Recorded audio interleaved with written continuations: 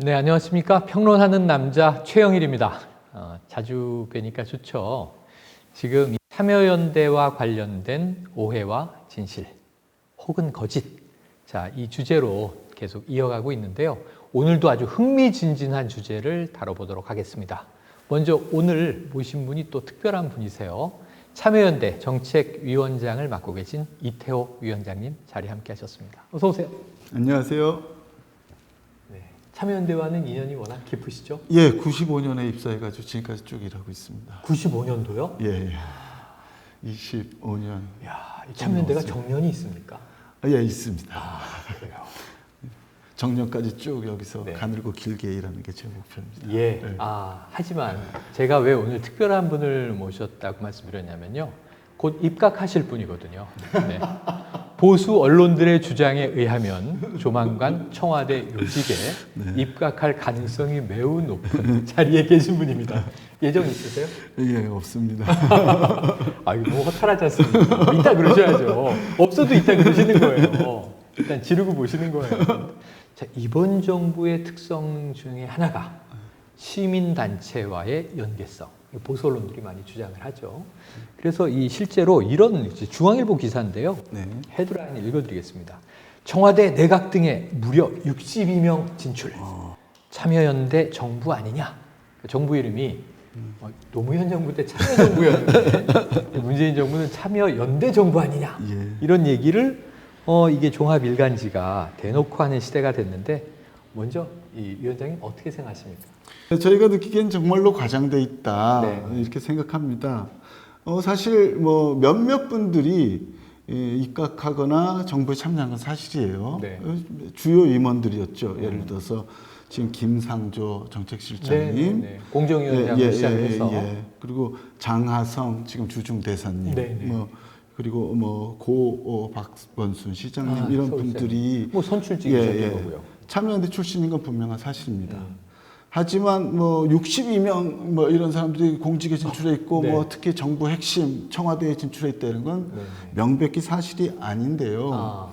물론 조선일보나 중앙일보 이렇게 얘기합니다. 보니까 많은 사람들의 경력 중에 참여연대 자문위원이라든가 이런 경력이 있다. 이런 걸 인용해요. 예, 이건 역시 사실이긴 합니다. 근데 이와 관련해서 참여연대 초기 역사에 대해서 좀 설명드려야 되는데요. 참여연대 이름이 연대지 않습니까? 그렇죠.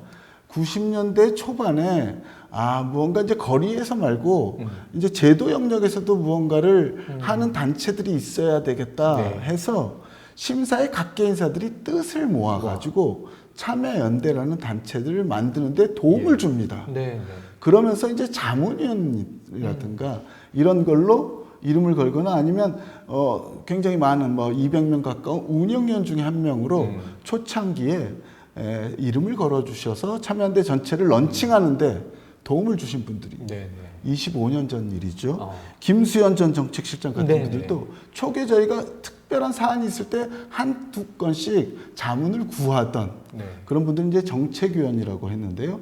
그 정책위원 출신입니다. 김현철 전 통일부 장관도 그렇게 참여연대 평화구축센터 만들 때 초기에 도움을 주신 전문가 자원활동가이죠. 근데 이런 분들 다 참여연대의 마치 주요 임원이고 그래서 참여연대 출신들이 모두 청와대와 정부를 장악했다. 이렇게 얘기하는 것은 지금 새 정부하에서 전체적으로 예전에 사회운동에 이러저러하게 관여하셨던 전문가들이 두루 참여하고 있다라고 하는 것의 다른 말인데 그걸 다 참여연대로 모아다가 역시 참여연대는 권력화됐다 이렇게 표현하는 것은 사실 좀 악의적인 게 아닌가 이렇게 생각합니다. 지금 위원장님 말씀을 들어보니까 위원장님 입각하시면 안 되겠고요. 제가 입각을 해야 됩니다. 제가. 그럼 이제 최영일 입각 그러면 이제 참여연대 회원.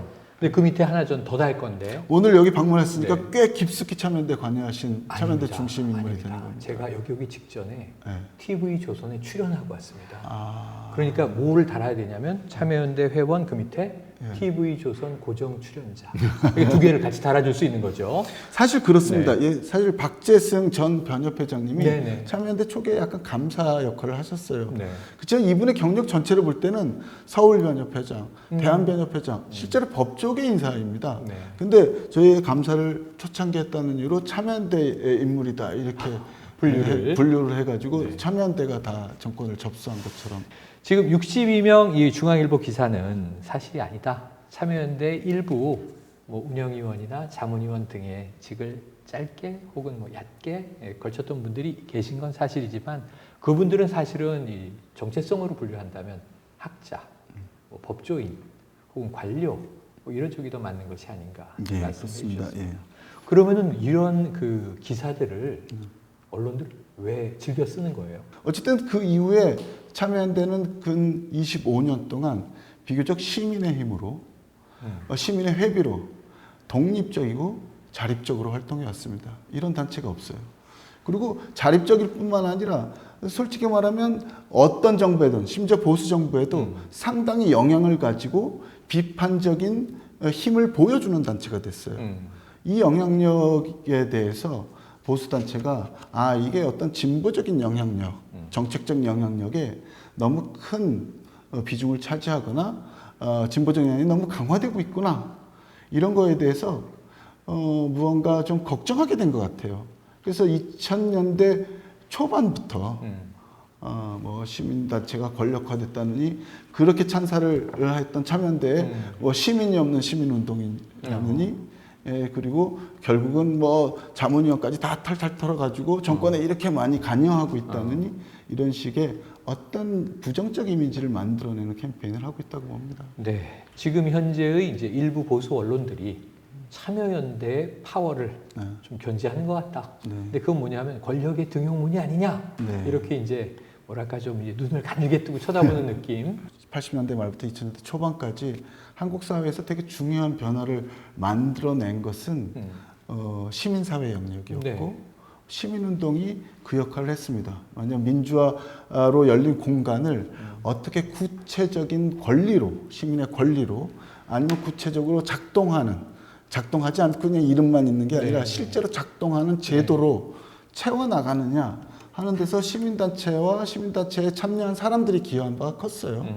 그러다 보니까 이제 그래도 정치가 뭐 하냐 아직도 정치는 문제라는 소리를 많이 듣는데 그럼 정치나 어떤 정책을 집행하는 영역에서 그런 경험 있는 사람들을 좀 초청하자 하는 것이 있고 그 사람들이 대중적 인기를 끄는 것은 또 어찌 보면 자연스러운 일입니다.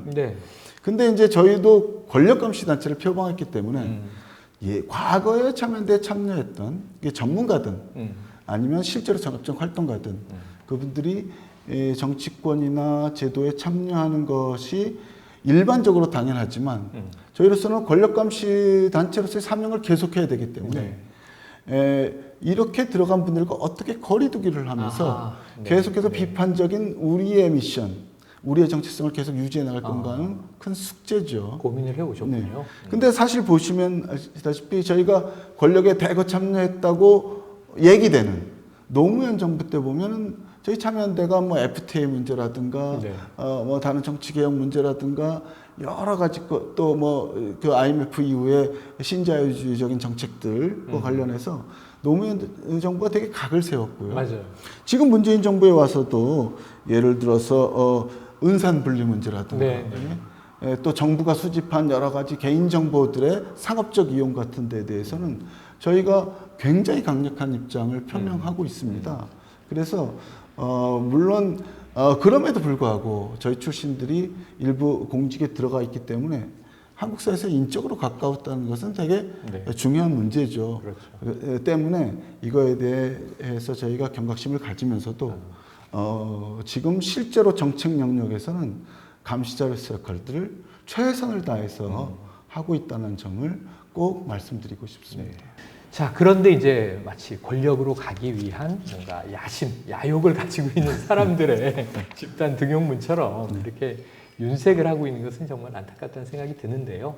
자, 그럼에도 불구하고 지금 이제 언론이 이렇게 좀 덧칠을 해서 안타까운 점들이 있으시지만 그래도 시민단체는 미래를 보고 쭉쭉 가셔야 되잖아요. 네. 언론과의 관계는 앞으로는 어떻게 설정해 나가실 거예요? 권력을 감시하고 또 사회적 쟁점이라든가 뭐 시민의 권리와 관련된 거 이런 것들을 옹호하고 조망하고 또 공론화하는 데는 시민단체와 언론이 협력해야 될 일이 굉장히 많습니다. 네. 마찬가지로 언론에도 윤리가 필요하고 네. 시민단체에도 자기 통제 수단이 민주적 통제 수단이 있어야 되죠. 뭐 시민단체는 사실은 어떤 의미에서는 언론에 의해서 많이 견제를 받고 있는 면이 있습니다. 그렇죠. 최근 보면 그게 너무 분명하잖아요. 엄청나죠. 네. 엄청납니다. 올해 5월 달부터 있었던 그 뭐 네. 공시제도니 뭐니 이런 거 관련해서 제도는 물론 시민단체도 경각심을 가져야 되겠습니다만은 여러 가지 견제를 받고 있는데 정작 언론은 네. 사실은 공기이기도 하지만 또 기업이지 않습니까? 그렇죠. 사기업 맞습니다. 오너도 있고요. 그러면 어떤 식의 민주적 통제를 받느냐 하는 문제는 또 중요한 이슈인 것 같아요. 그런 점에서는 또 시민단체들이 또 우리 시민들이 이용자로서 또 어쨌든 사회적 문제에 있어서의 파트너로서 네. 우리가 좀 감시를 해야 되겠다는 아. 생각이 듭니다. 혹시 끝으로 네. 위원장님 꼭 우리 시청자분들께 드리고 싶은 말씀 있으신가요? 예, 한 가지만 말씀드릴게요. 시민운동의 현장에 대해서 말씀드리고 싶어요. 시민운동의 현장은 아까 촛불도 얘기하셨지만 권리가 침해되는 현장. 그리고 우리가 마땅히 가서 연대하고 권리를 옹호해야 될 현장이 하나 있습니다. 또 하나는 제도가 작동하는 현장, 정책이 다루어지는 현장입니다. 저희는 권력감시단체이기 때문에 우리 그 권리 주체들과 같이 연대하는 일만이 아니라 실제로 법안이 만들어지게 하고 정책이 관철되게 하고 잘못된 정책을 비판하고 수정하는 그 구체적인 현장에 훨씬 더 밀착해야 됩니다. 그래서 참여연대 출신 인물들이 공직에 진출하느냐 마느냐 하는 쟁점이 하나 있지만 또 다른 쟁점은 실제로 우리가 권력감시단체로서 여러 가지 정부위원회나 정책이 구체적으로 다뤄지는 국회 현장이나 여기에 시민을 대신해서 실제로 주체로서 참여할 권리를 얻느냐 그리고 실제로 거기 가서 시민을 대변할 수 있느냐 그래서 잘 대변해 내느냐 하는 게 되게 중요하다는 거예요. 네. 그런 의미에서 앞으로는 이제 정책을 다루면서 단순히 바깥에서 그냥 멀리 두고 성명서만 내는 게 아니라 직접 들어가서 정책을 토론하는 공간이 있어야 되고 아니, 정부도 사실 참여연대 비판적 언론들도 사회적 대화니 합의니 되게 중시한다고 말하지 않습니까? 그러면 사회적 합의가 하려면 기업도 들어오고 노조도 들어와서 정부랑 같이 사회적 합의를 해야 되는 거 아닙니까? 그렇죠. 코로나 시대에. 그렇죠. 그래서 저희가 공직에 진출하는 것은 저희가 되게 조심스러워하고 있지만 정부위원회에서 우리가 할 일이 있다고 여길 때는 우리는 지체 없이 들어가가지고 우리의 의견을 전달하려고 합니다. 이것은 정부 참여 문제도 아니고 이런 거를 제일 잘하는 게 오히려 경청, 대한상인 같은 데거든요. 맞습니다. 이런 데서 활동을 하기 때문에 우리도 거기 참여해야 된다는 거에 대해서는 절대로 오해가 없었으면 좋겠다. 그런 협치의 공간에 참여하기 위해서 참여연대가 만들어진 거라는 점은 분명히 말씀드리고 싶습니다. 그런데 이 언론이 오늘 짚은 주제와 관련해서 그런 문제에 대해서 자꾸 왜곡된 이 신호들을 사회에 줘서 최근에 이제 이런 또 이 가짜 뉴스가 있었잖아요. 공공의대가 만들어지면 시민단체가 마치 의대생을 선발하는 것처럼 그 시민단체가 뭔데 불공정하게 만들어라는 또 이 젊은 층들의 어떤 그 분노감을 고취시키는 데 역할을 했다고요. 근데 일단은 제 생각에는 완전히 이건 왜곡된 가짜 뉴스기도 했지만 보건복지부가 나중에 밝히기도 했습니다만 또 만에 하나 여러 주체들이 참여해서 사회적 인재를 어떻게 발굴하는 역할에 시민단체가 전적으로 하는 게 아니라 여러 구성원 중에 한 멤버로 보드 멤버라고 하죠. 참여해서 의사결정에 영향을 준들 그걸 좋다고 봐야 되는데 왜 나쁘다고 보게 만드는 시각을 만들어내는지 아주 답답하기가 그 점은 대목이기도 했어요. 이번에 의사파 문제에도 의사고 왜 정부만 하냐? 시민들도 참여해서 대화판을 만들어야 된다. 이게 사실은 환자와 그 가족들이 시민 아닙니까? 그렇죠. 그렇게 하죠. 네. 자, 이 앞으로 하실 일이 정말 많은데 이 발목 잡는 언론과도 싸워야 되니까 이거 정말 생산적인 에너지가 아니고 왜 이래야 되나 하는 안타까움이 있고요. 아까 언론과의 관계를 어떻게 또 만들어갈지도 아까 앞으로의 비전을 말씀해 주셨기 때문에 상호 감시, 상호 견제, 또 상호 경쟁하면서 경쟁은 무슨 경쟁이냐?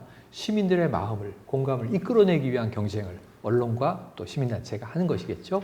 앞으로의 좀 생산적이고 발전적인 새로운 관계의 시작을 기대해 보면서 오늘 말씀은 여기서 줄이도록 하겠습니다. 지금까지 이태호 참여연대 정책위원장님 오늘 고견 좋은 말씀 감사합니다.